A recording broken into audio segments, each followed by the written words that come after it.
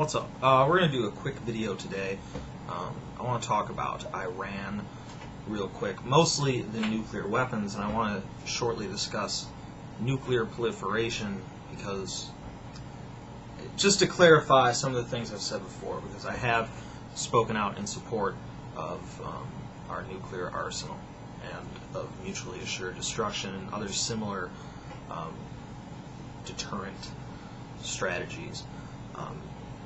But so what's happening is that it appears that Iran is going to avoid any further sanctions, probably, after their announcement that they have a second enrichment facility and testing some missiles and whatnot. And this is a bad thing because I'm not in support of nuclear proliferation.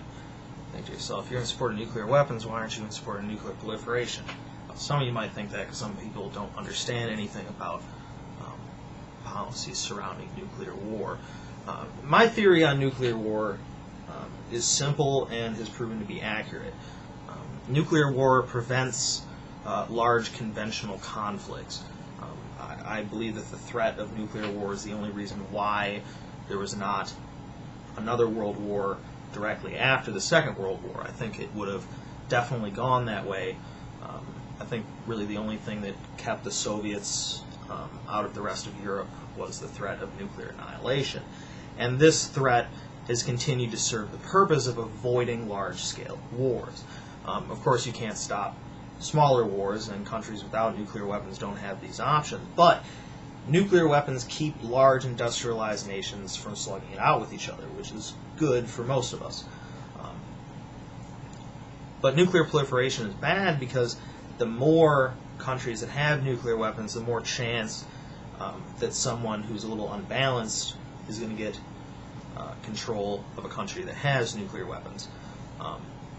I don't even feel comfortable about India and Pakistan having nuclear weapons. So far, the Soviet Union and now Russia and the rest of the Western countries that are nuclear armed, like France, England, and us in the United States, have done a very good job of being smart and not killing everyone. I don't really know how much I trust the people in India and Pakistan, and I really don't know how much I trust at all our friends in Iran. The other problem complicating this, which is of course Israel, which complicates everything in the Middle East. Previously there's been Israeli airstrikes against Iran a long time ago. I believe that was whatever. It's not important. I can't remember if it was Iran or Syria. Either way, they still, a year or two ago, they were trying.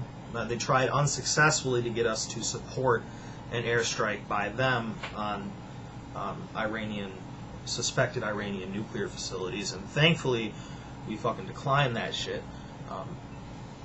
That's when I heard about that. I think that's one of the smartest things that George W. Bush ever did, was decline assisting the Israelis. But really, if the Israelis want to do something, they'll do it, and that's kind of the wild card in this situation. But I'm 100% against Iran having nuclear weapons. Not that I think they have any less of a right to have nuclear weapons. It's nothing that complicated. It's just the more people that have nuclear weapons, the more chance we have for mistakes. Just like the more parts, the easier it is something will break. This is an important thing that you should you should pay attention to for the next couple months to see what's going on. All right, I'll talk to you folks later.